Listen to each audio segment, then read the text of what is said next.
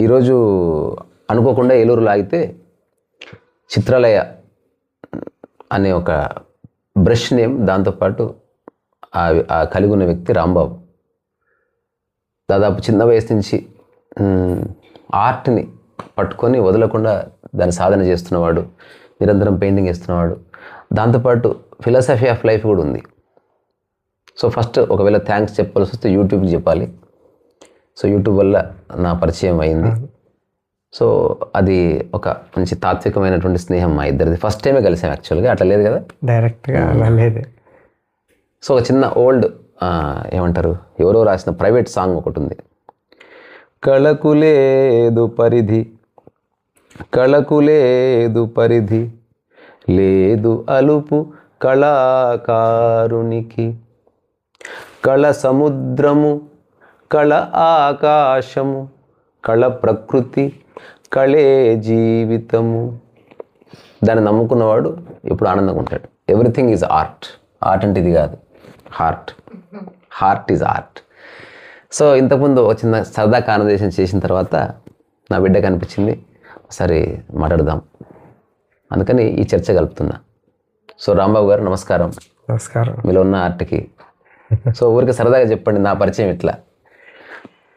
మీ జ్ఞానానికి ముగ్ధున్నయి మిమ్మల్ని ఎప్పుడు చూడాలనే ఆ కుతూహలంతో నా అదృష్టం ఏంటంటే మీరు జర్నీలో ఆన్ ద వేలో మా ఇంటిని దర్శించటం అదృష్టంగా భావిస్తున్నాను. మీ యూట్యూబ్లో మీ షార్ట్స్ చూసి దాంట్లో ఉన్న ఆ జ్ఞాన ఆ ప్రక్రియకి నాకు చాలా అవసరం అనిపించి కనెక్ట్ అయ్యానండి. దాని ద్వారా ఇంకా మీ ఫాలోవర్గా మీరు చెప్తున్న ప్రతి మాట లోపల అర్థాన్ని వెతుక్కొని, అర్థం కాకపోయినా అర్థం చేసుకుంటూ దాన్ని వెతుక్కుంటూ నా ప్రయాణం కొనసాగిస్తాను. ఇప్పుడు నేను చెప్పిన అంశాల్లో మీకు బాగా నచ్చింది, ఇంతకుముందు చెప్పారు, మళ్ళీ ఒకసారి. ప్రకృతి ప్రపంచం అనే ఆ విడమర్చి చెప్పిన విషయం, అక్కడే ఆ బార్డర్ ఉన్నది, దాన్ని విడదీసి చెప్పిన విషయం బాగా అర్థమైంది. దాన్ని ఎట్లా ఇంప్లై చేసుకున్నారు మీ మీద?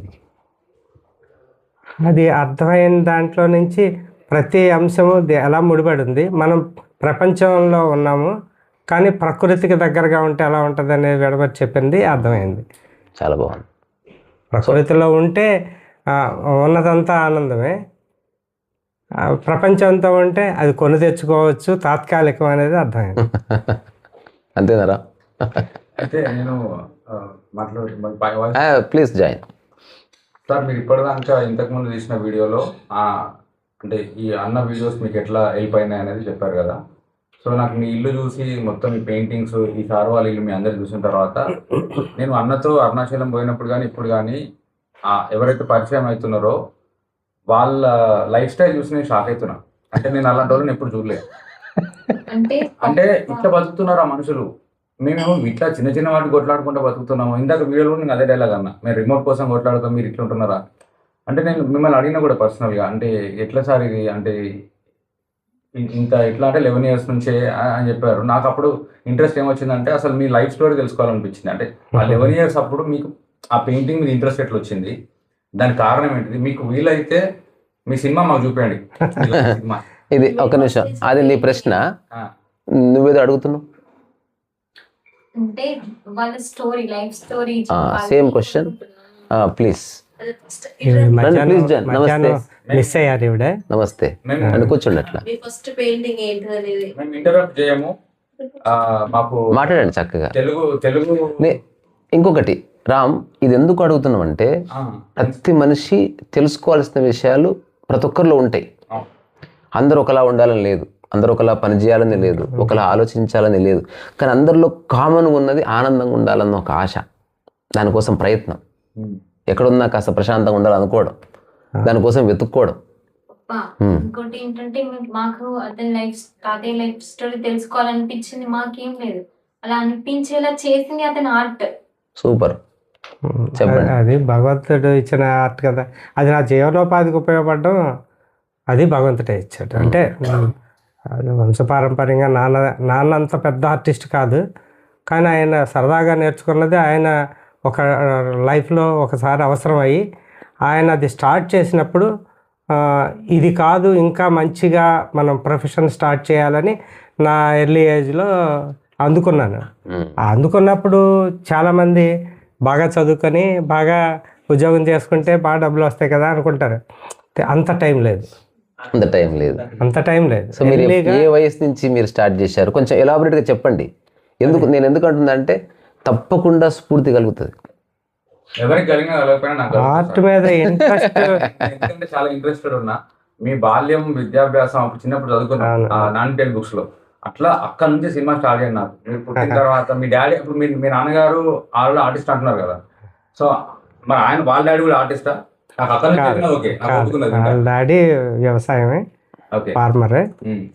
ఎర్లీ ఏజ్లో వాళ్ళ నాన్నగారు లేరు, చనిపోయారు. సరే ఆయన మా నాన్నగారు కూడా ఒక దేవుడే, స్థితప్రజ్ఞత గల వ్యక్తే. ఎటువంటి పేచీలు ఎవరితో లేదు, బంధుత్వం తప్ప ఇంకోటి లేని వ్యక్తి, మచ్చలేని వ్యక్తి. సో ఆ జీన్స్ నుంచి వచ్చిందేమో. నేను ఉన్నంతలో అందరినీ ప్రేమించడం తప్ప ద్వేషించడం రాదు. ఏదైనా ద్వేషం కలిగితే అది అక్కడ సరైన వాతావరణం కల్పించడానికి తప్ప మనస్ఫూర్తిగా ద్వేషం అనేది లేదు. నాన్నగారి దగ్గర నుంచి అది వచ్చింది. తర్వాత అమ్మ గైడెన్స్లో ఎదిగాం. అదే చెప్తున్నాను కదా, 1980లో నా ప్రొఫెషన్లోకి వచ్చేసాను నేను. ఇంటర్మీడియట్ చదువు ఆపేసి ప్రొఫెషన్లోకి వచ్చి చిన్నగా ఇంటికి సాయపడడం నేర్చుకున్నాను అంతే. నేను చేసిందల్లా నాన్నతో సాయం. నాన్నతో పాటు పనికి వెళ్ళిపోతే అప్పుడు 6 రూపాయలు కూలి వస్తే నాకు కూడా 6 రూపాయలు వస్తాయి కదా, ఇద్దరు 6 రూపాయలు 12 రూపాయలు అవుతాయి అనే దృక్పథమే తప్ప నేను చదువుకొని పెద్ద చదువులు చదువుకొని అంత దూరం ఆలోచన లేదు. ఏం పని అంటే ఏం పని? పెయింటింగే. అంటే ఇలాంటి పెయింటింగ్? ఇలాంటి పెయింటింగ్ అంటే ఇది వర్క్, ఆర్టిస్ట్ వర్క్. ఫస్ట్ ఏముంటుందంటే మాస్ పెయింటింగ్, సైన్ బోర్డు, లోకల్గా లైఫ్ స్టైల్ ఎలా ఉంటుందంటే చిన్న చిన్న బొమ్మలు పేర్లు రాయటం, బోర్డులు రాయటం. ఆ ప్రొఫెషనల్ ఆర్టిస్ట్ అంటే అదే ఉండేది, సైన్ బోర్డ్ ఆర్టిస్ట్గా. అలాగే స్టార్ట్ చేశాను. నేను అదే చేశాను. మీరు అదే చేశారని విన్నాను.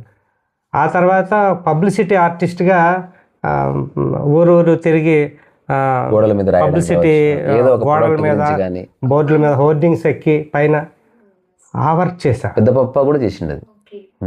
అదే నాన్నగారు కూడా అంటే పెద్ద పప్ప అంటే మా అన్నగారు, అన్నయ్య గారు. నన్ను పప్ప అంటది కదా, పెద్ద పప్ప అని చెప్తున్నట్లు. అదే అట్లాగా ప్రొఫెషనల్ ఆర్టిస్ట్ అంటే సైన్ బోర్డ్ ఆర్టిస్ట్. సో అలా స్టార్ట్ చేసి 11 ఏళ్ళ వయసులో అంటే నేను 6వ తరగతి చదువుతున్న టైము. ఆ టైంలో నాన్నగారు బోర్డులు అక్కడ రాయడానికి వెళితే ఇంట్రెస్ట్ చిన్నపిల్లలకి ఉంటుంది కదా, నాన్న కథలు వెళ్ళిపోయి ఆ పరంజా ఎక్కి బోర్డు నేను రాసేయాలి, రంగులు అందించమంటే నేను ఫిల్ చేస్తాను, నేను రాస్తాను అనేవాడిని. 11 ఏళ్ళ వయసులో అట్లా రాసుకుంటూ అప్పుడే ఒకసారి అయితే ఒక పెద్ద తాడేపల్లిగూడెంలోని ఇప్పటికీ 48 ఏళ్ళు అయింది. ఆ బోర్డు ఇప్పుడు ఉంది. మీరు రాసిన బోర్డు నేను 6th క్లాస్లో రాసిన బోర్డు ఇప్పటికీ ఉంది. మొన్న ఫోటో తీసుకున్నాను. అంటే ఆ పెయింటింగ్ క్వాలిటీ చూడండి, అప్పుడు 48 ఏళ్ళు అయినా పెయింట్ పోకుండా అలాగే ఉంది. అది అంటే పాడైంది. షాప్ బోర్డు టైలర్స్ సెంటర్ అని ఒక సెంటర్ పేరు. ఇక్కడ లేదు, ఈ 15 ఏళ్ళు అయింది ఫ్లెక్సీ. అట్లా ఆ రోజు ఒక షాప్ బోర్డు రాస్తే గెస్టులు వచ్చి ఆశ్చర్యపోయి ఇంత చిన్న పిల్లడు రాశాడా అని సన్మానం చేశారు. అది మనకి ఉత్సాహం ఇస్తుంది. సన్మానం పొగడ్తో ఆర్టిస్ట్కి మెచ్చుకోవాలి ఎలా ఉంటుందంటే ఉత్సాహం. అది తప్ప ఇంకేం వాళ్ళు ఇచ్చిన డబ్బులు లేవు, గుర్తుండవు, ఏముండవు. సరే అట్లాగే ప్రొఫెషన్ స్టార్ట్ అయింది. అయితే తర్వాత చదువుకుంటే ఇంటర్ వరకే ఆపేశారు. ఇదే ఇల్లు పోషణ కోసం. తర్వాత అక్కకి ముందే పెళ్ళయింది నాకన్నా.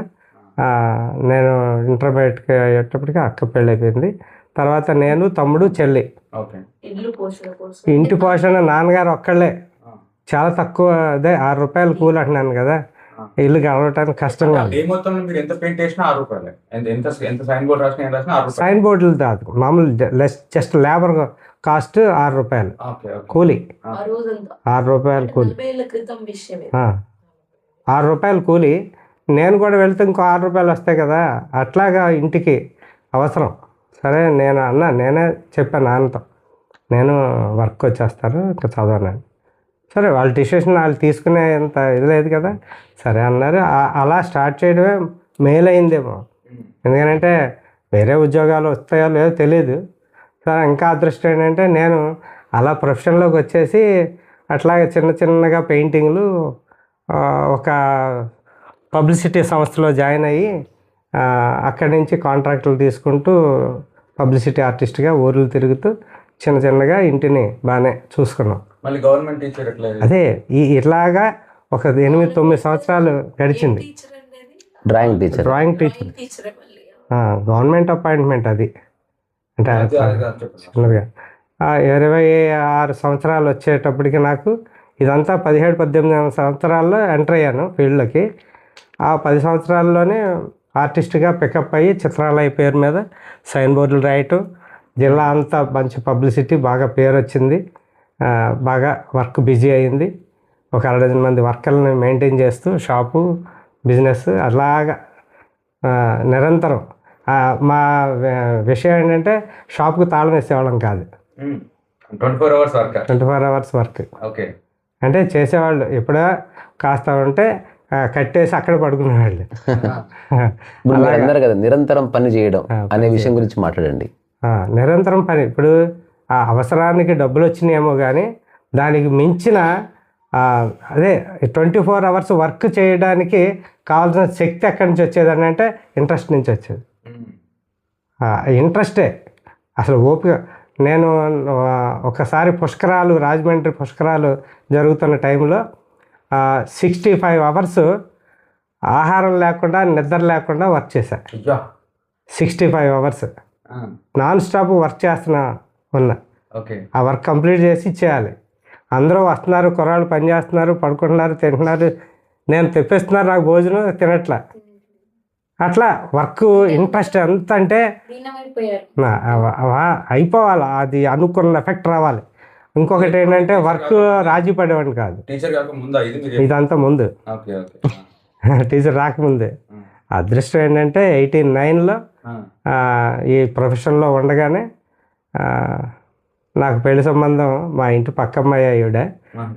ఇష్టపడ్డాం కానీ వాళ్ళు ఇవ్వడానికి ఇష్టపడలే, ఎందుకంటే ఎంప్లాయ్కి ఇద్దాం, వాళ్ళు మా మామగారు ఎంప్లాయ్కి ఇద్దాం కదా అనుకున్నారు. కానీ మనిషి మంచివాడు అని ఆలోచించారు. ఏవైతే ఇచ్చారు, ఇచ్చిన రోజే ఉద్యోగం వచ్చింది. 2 పెళ్లి పీటల మీద తాళి కడుతున్న టైంలో ఉద్యోగం ఆర్డర్ వచ్చింది. అదే 10 రోజులు కొంత ప్రిపరేషన్, టీచర్ ట్రైనింగ్ అయ్యాను మా ఫ్రెండ్ కోసం. ట్రైనింగ్ అయ్యాను వెంటనే. అసలు ట్రైనింగ్ అయిన వాళ్ళందరికీ ఇప్పటికీ ఉద్యోగాలు లేవు. వస్తుంది అనుకోవద్దు. నాకు సంఘటన గుర్తొచ్చింది చిన్నది. నా JNTU నేను రాస్తాను, ఫైన్ ఆర్ట్స్లో జాయిన్ అవుతాను, ఎందుకంటే ఎవరు చేయాలి, ఆర్ట్ అయితే అది దానికి ఎండ్ లేదు, ఉద్యోగానికి ఎండ్ ఉంది అని చెప్పింది అప్పుడున్న అవగాహనలో. చెప్తే ఒక పెళ్లి జరుగుతుంది. ఆ పెళ్లి కొడుకు నాతో అన్న మాట ఏంటంటే, నీకు గనక JNTU సీట్ వస్తే, అంటే ఆర్ట్లో సీట్ వస్తే నీ జీవితం సంకనాకపోతుంది అని చెప్పాడు. ఫైన్ ఆర్ట్స్ మీద ఇది చెప్పి ఒక 3-4 days అయింది పెళ్ళి. ఆ పెళ్ళిలో మేము కూడా పనిచేస్తున్నాం ఊళ్ళో. అప్పుడు ఆ పెళ్లి కొడుకు పీటల మీద ఉన్నాడు.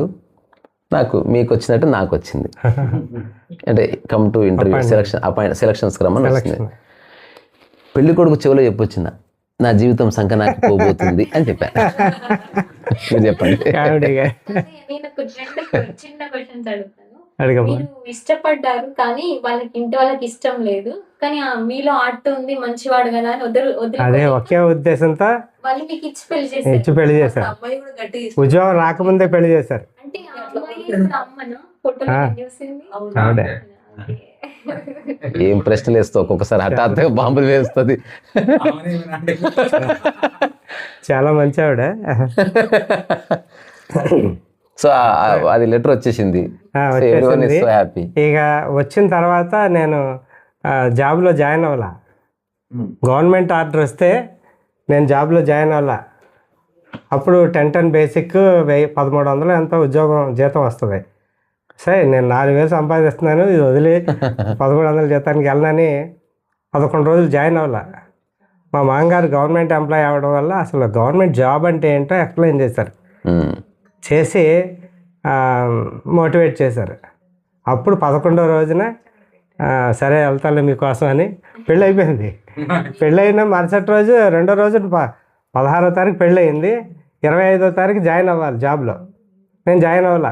మళ్ళా సెప్టెంబర్ అంటే 11 రోజుల తర్వాత ఆయన మోటివేట్ చేసి అలా కాదు గవర్నమెంట్ జాబ్ అంటే నీ ఇప్పుడు కాళ్ళు చేతులు బాగున్నాయి సంపాదిస్తున్నా, గవర్నమెంట్ జాబ్ అంటే కూర్చొని పోషిస్తాను నేను జీవితాంతం, పెన్షన్ ఉంటుంది.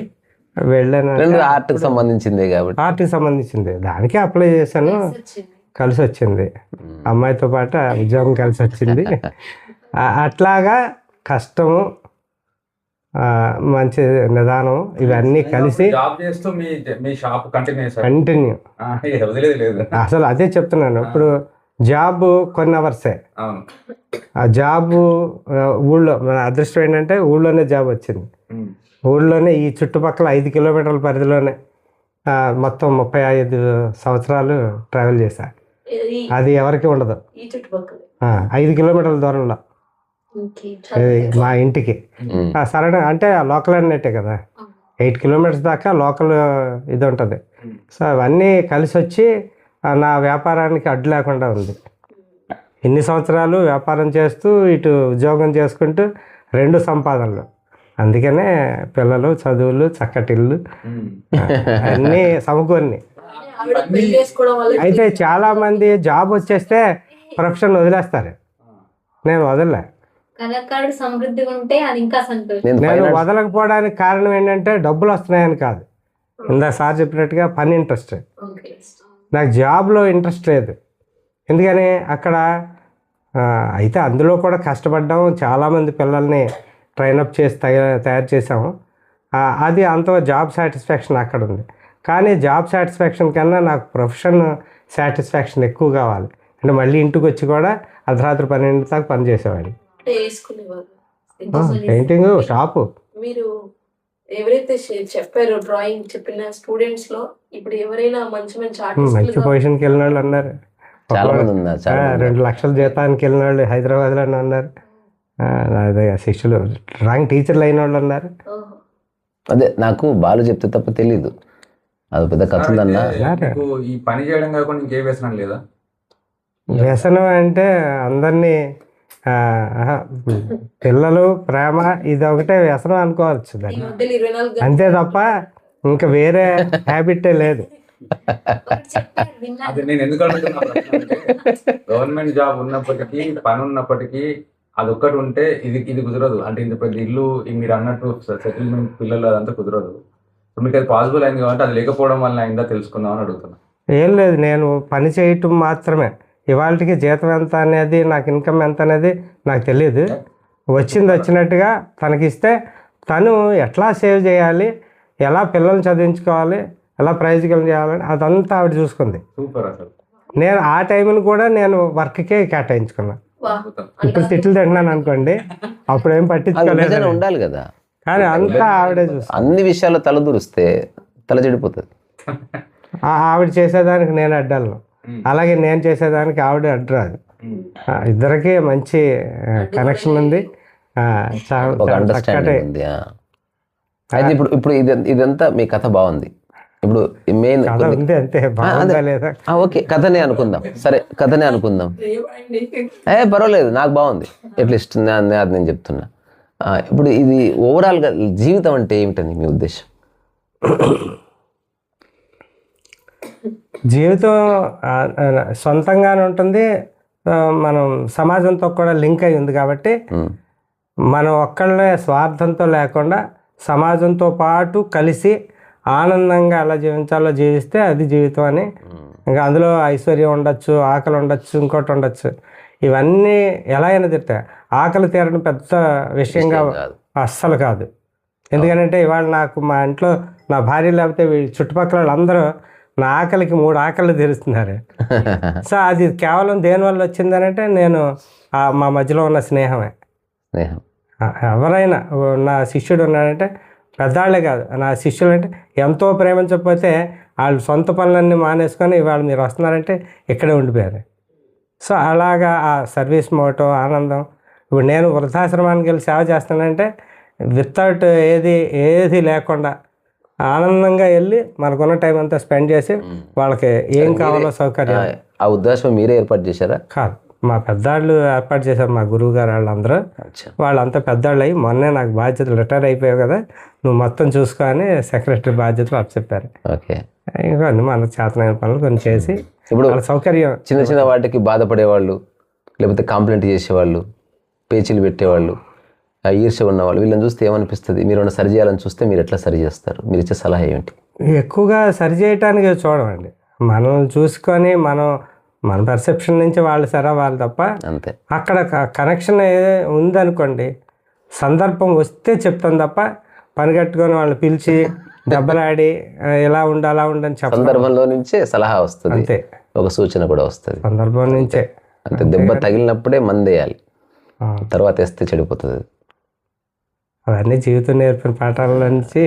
అవును. మరి గడ్డం మీకు ఎలా ఉందో నాకు ఇది ఉంటే కొద్దిగా హ్యాపీగా ఉంటుంది. గడ్డం తీసేసి షేవ్ చేయమంటే అన్ఈజీగా ఉంటుంది. ఒక మొదటి నుంచి ఆర్ట్ అంటే తెలియని వాడు వచ్చి అన్నాడు, నాకు అర్థమైంది మీరు అంత గడ్డం ఎందుకు పెంచుకుంటారు, ఎందుకు పెంచుకుంటారు అంటే, బ్రష్ అయిపోతే అవే కదా పెట్టేది అన్నాడు. అవి దానికి కాదురా బాబు, అవి మనిషి ఎంటికలు పనికిరావు, దానికి ఒక ప్రాణి చచ్చిపోవాల్సి వస్తుంది, లేకపోతే ఈ మధ్య ప్లాస్టిక్ వచ్చింది తెలుసా మీకు? ముంగీస్ ఎంటికలు అవి ఉడత వెంట్రుకలు కూడా వాడతారు. బట్ ముంగీస్ అన్నది ఒకప్పుడు చంపేవాళ్ళు నిర్దాక్షిణ్యంగా. తర్వాత గవర్నమెంట్ ఒక లా పాస్ చేసింది, ఇప్పుడు it's a crime, you should not kill any mongoose for that. అంటే సింథటిక్ అని ఆల్మోస్ట్ ఇప్పుడు మనకు 5 మెటీరియల్ డెవలప్ అయింది. ఇప్పుడు ఆ ముంగీస్ ఎంటికలో ఏ లక్షణాలు ఉన్నాయో అట్లాంటి ఒక మెటీరియల్ తయారు చేసి, అంటే ఇట్లా బ్రష్ నీళ్ళలో అదితే బ్రష్ ఇట్లా ఒక శిఖరం రావాలి దానికి, అట్లా వచ్చేటట్టుగా తయారు చేశారనమాట. తర్వాత దొరుకుతుంది, అన్నీ దొరుకుతాయి బ్లాక్లో. ఆఫ్ కోర్స్ నాకు తెలుసు. ఇప్పుడు ఈ పెయింటింగ్స్ ఉన్నాయి కదా, ఏ మీడియంస్ వేస్తారు ఇప్పటికి వేయడానికి? ఇప్పుడు మీరు ఇంకా ఏమన్నా చేయాలనుకుంటున్నారు? సబ్జెక్ట్స్ ఉన్నాయా? ఎగ్జిబిషన్స్ చేస్తున్నారా? ఎగ్జిబిషన్స్ చేస్తున్నానండి. అంటే ఇప్పుడు లేజర్గా ఉంటున్నాను కాబట్టి ఇంకా వరుసగా షోస్ ఎగ్జిబిషన్స్కి అటెండ్ అవ్వడం. అట్లా మన ఇద్దరం కూడా ఒక ఎగ్జిబిషన్ చేద్దాం.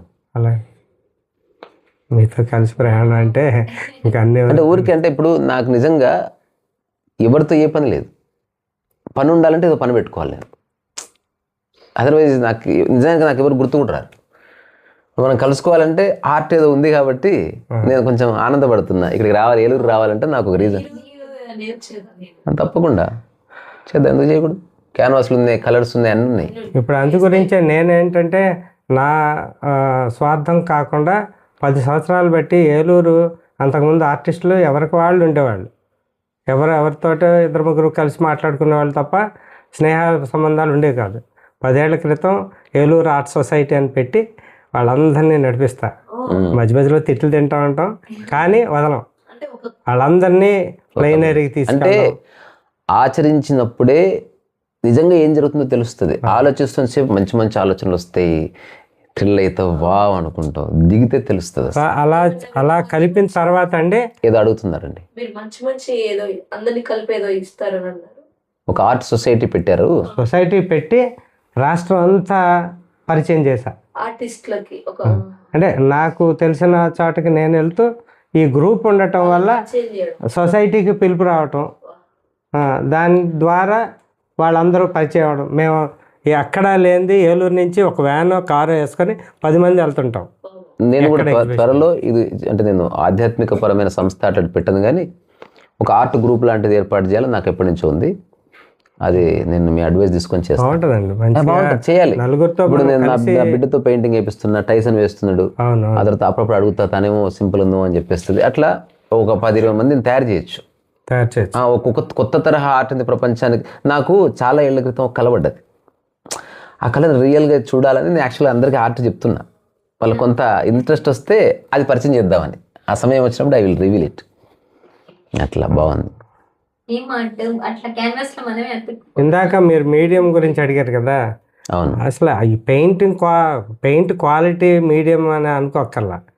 సో నిన్న కూడా హైదరాబాద్లో ఒక ఆవిడ చెప్తున్నారు, అంటే అనేక రకాలుగా పూర్వం తయారు చేసేవారు కదండి రంగులు. అవును. అట్లాగా ఇప్పుడు మీరు ఇసుకతో ఆర్ట్ ఎలా చేశారో, నేను ఇసుకతో ఒక 40 feet బొమ్మ గ్రౌండ్లో డ్రా చేశాను ఒకసారి, వైఎస్ రాజశేఖర రెడ్డి చనిపోయినప్పుడు. ఓకే. అంత మినిస్టర్ల వాళ్ళు వచ్చి చూశారు. అంటే అది ఇసుకతో పెయింటింగ్ స్టైల్లో. మీరు ఇప్పుడు శాండ్ ఆర్ట్ ఎట్లా చేశారా, ఇసుకలోనే పౌడర్ కలర్స్ కలిపి పోర్ట్రైట్ లాగా అర్థమైంది నాకు. 40 feet హెడ్ చేశా. అదే అన్ని గ్రేడేషన్ అంతా తీసుకొచ్చి గ్రేడేషన్ అలా చేస్తారు కదా, అట్లా. అంటే అలాగా మీడియం ఏదైనా ఆర్ట్ మన విజన్ ఉండాలి, కానీ ఏదైనా చేయొచ్చు. వాటర్ కలర్, ఆయిల్ కలర్, ఏదైనా బాగుంది. ఏదేమైనా అసలు అంటే నిజానికి ప్రశ్నలు ఏమి లేవు.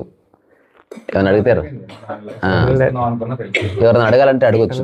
నేను మెయిన్ అడగాలనుకున్నది 60 దాటినా ఉత్సాహం పోకుండా చూసుకోవాలి. ఎందుకంటే ఉత్సాహానికి వయసు ఉండదుగా. అందుకని ఫస్ట్ అడిగాను, మళ్ళీ ఒకసారి అడిగాను, ఇంకా నేను చెప్పిన దాంట్లో ఇంకా ప్రకృతి ప్రపంచం కాకుండా ఇంకేమైనా అర్థమైంది ఉందా, పోనీ నేను కూడా విందామని. ఒకవేళ మీకు ఆసక్తి ఉంటే చెప్పండి. లేదు అలా ప్రత్యేకంగా నేను గుర్తుపెట్టుకోవడానికి లేదు, కానీ ఆ 2 మాటలు మాత్రం స్టార్టింగే డివైడ్ చేసి డిసైడ్ చేసింది. అంటే అంతకు మించి అన్నీ దానికి కనెక్ట్ అయ్యే ఉన్నాయి. దానికి కనెక్ట్ అయ్యాను. ప్రకృతితో అయినా ఉన్నాయి, లేకపోతే ప్రపంచంతో అయినా. నీ లైఫ్ స్టైల్ ఎందులో ఉన్నావా అనేది చూసుకుంటే చాలు, సరిపోతే. ఇప్పుడు పెయింటింగ్ వేస్తున్నాం, ప్రపంచం అనుకుంటే పెయింటింగ్ యాక్చువల్గా వేయట్లేదు డబ్బు కోసం అనేది వస్తే ప్రపంచం, పెయింటింగ్లో లీనమై చేస్తే ప్రకృతి. ఆ ప్రకృతిలో ఎలిమెంట్స్ ఏం పెట్టాలనేది మనం ఇప్పుడు ఈ బొమ్మంతా ఎక్కడో ఒక చిన్న ఇమేజ్ చూసుకున్నా, ఇక్కడికి వచ్చేటప్పటికి అవుట్ చేసేసా. కాదు ఇది ఏంటి ఎవరో వచ్చి అడిగారు, అది ఏంటా అని అప్పుడు నెమలిపించి వేసా. అంటే కృష్ణ టెంపుల్ కింద మీనింగ్ రావడానికి. కృష్ణుని వేయకుండా ఈ నెమలిపించి వేసి దానికి ఒక సింబాలిక్ ఇది చూపించా. సో అప్పటికప్పుడు అలా అనుకుంటే ఇక్కడ ఇంకోటి ఏదో వెంకటేశ్వరం అనుకుంటే ఇక్కడ నామం పెడితే కూడా శివలింగం పెడితే శివాలయం అయిపోద్ది. సో ఇట్లా మనం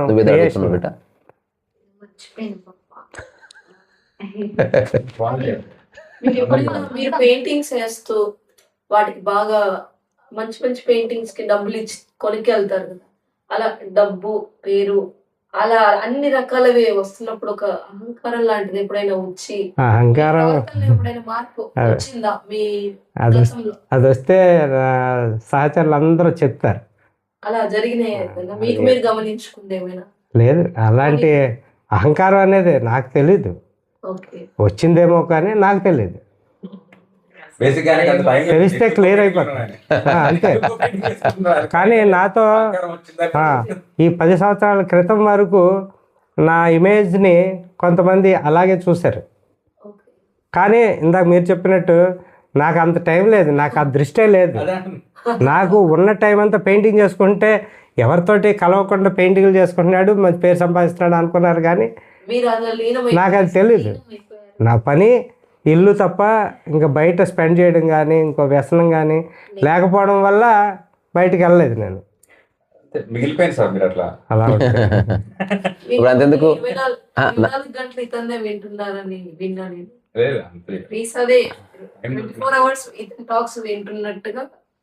అంటే ఎక్కువసేపు అంటే నేను ఇప్పుడు ఏదైతే లేజర్గా పడుకుంటాను, పడుకునేటప్పుడు కాసేపు ఒక అరగంట యూట్యూబ్ చూడటమో లేకపోతే టీవీ పెట్టుకోవడమో చూస్తాను. పెట్టుకుంటే ఇంకా సబ్స్క్రైబ్ చేసుకున్నాను కాబట్టి సారదే వస్తుంది. ఆ సారది పక్కన వచ్చినప్పుడు ఇంకొక కంటెంట్ కనబడితే అటు వెళ్తాం, ఇదే చూడాలని ఉంటుంది, అదే చూస్తున్నాను. సో ఇంట్లో వాళ్ళకి ఏదో వేరే బిగ్ బాస్ చూడాలని ఉంటుంది. సో నేను అప్పుడు దగ్గరికి వెళ్ళను. నాకు ఇది నాకు వాళ్ళ టీవీ కట్టిన తర్వాత నేను పెట్టుకుంటా, అదే చూస్తాను. నాకు ఇగో మా వాళ్ళకి కూడా అదే చెప్తా, ఖాళీ ఉన్నప్పుడు ఇలాంటివి చూడండి, స్పిరిచువల్ ప్రసంగాలు చూడండి, మనకు ఉపయోగపడుద్ది అని చెప్తుంటే అమ్మా అదే చెప్తాను. అది ఉపయోగం ఏంటంటే మన మైండ్ని కొద్దిగా చేంజ్ చేయాలంటే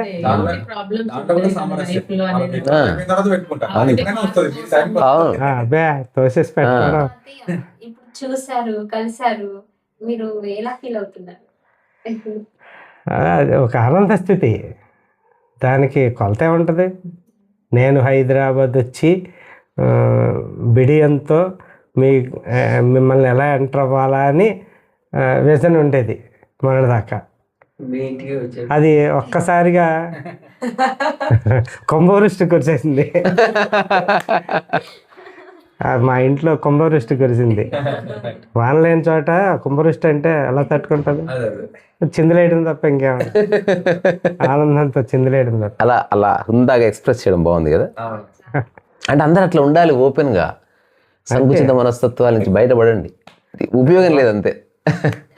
వెతుక్కునే మాటలు కాదు, వచ్చేవి మాటలు వన్ లైనర్స్ అన్నీ సార్.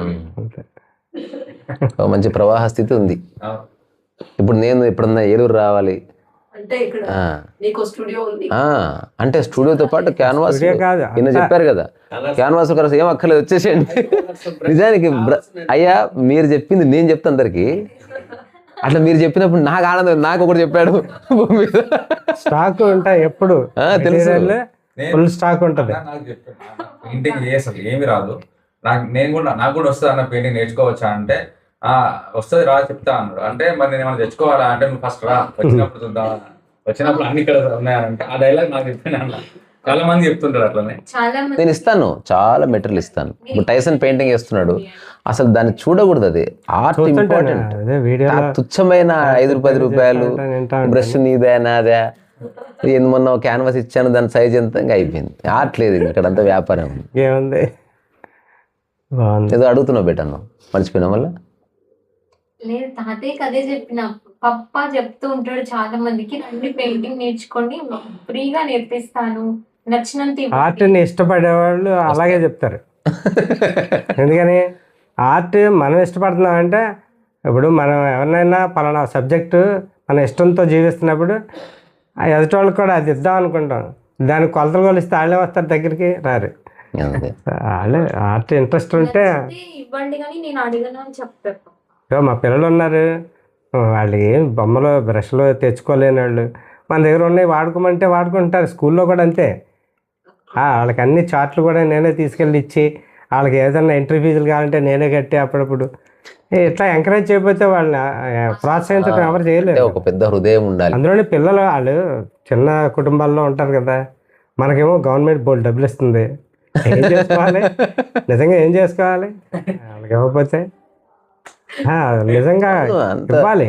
మనం ఆ షేర్ చేయడానికే. తల్లిదండ్రులకి దాని మీద అవగాహన ఉండదు, చదువుకోక బొమ్మలు తీసుకుంటాం అని అంటారు. వాడే ఉన్నాడు 6వ తరగతి, ఇప్పటికి 5 ఏళ్ళు అయింది. 6వ తరగతిలో నాకు స్కూల్లో కలిశాడు. ఆడి గుణగణాలు నచ్చి అక్కుని చేర్చుకున్నా. బొమ్మ పెద్దగా గీయటం రాకపోయినా పట్టుదల ఎక్కువ. ఒకసారి కాంపిటీషన్కి ఒక వినాయకుడు బొమ్మ ఇచ్చి వెయ్యరా అంటే ఆ నైట్ పడుకోకుండా 25 సార్లు ప్రాక్టీస్ చేశాడు. తెల్లారి ఫస్ట్ ప్రైజ్ కొట్టుకొచ్చాడు. అంటే ఆ పట్టుదలకి బహుమానం వచ్చేసింది. ఆ ఒక్కసారి వచ్చేటప్పటికి ఏంటి, ఇంకా నెక్స్ట్ కంటిన్యూ పొంగిపోకు. అలాగా ఇప్పటికి ఎన్నిసార్లు వెళ్ళినా 1-2 సందర్భాల్లో తప్ప అన్నిసార్లు ప్రైజ్ వస్తూనే ఉంది. ఇంక వాడు ఎలా వదిలేస్తాడు? ఇంకా రాలేదు. అంటే పూర్వకాలంలో శిల్పాలను చెక్కేవాళ్ళు కదా, దాని నుండి ఇది వచ్చిందా? ఎలా శిల్పాలు అప్పుడు కూడా పెయింటింగ్ ఉందా? అది ఉంది. హఠాత్తుగా ఎలాంటి ప్రశ్న ఇస్తుంది అంటే అది ప్రశ్న కూడా విక్రి బిక్రి అయిపోతుంది.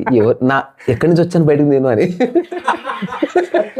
నాకు ఒక పెన్సిల్, ఒక వైట్ పేపర్ ఇచ్చారనుకో, లైవ్ ఒక స్కెచ్ చేస్తా మీరు కదరా, లైవ్ ఒక స్కెచ్ చేస్తా ఈరోజు. ఇచ్చేస్తా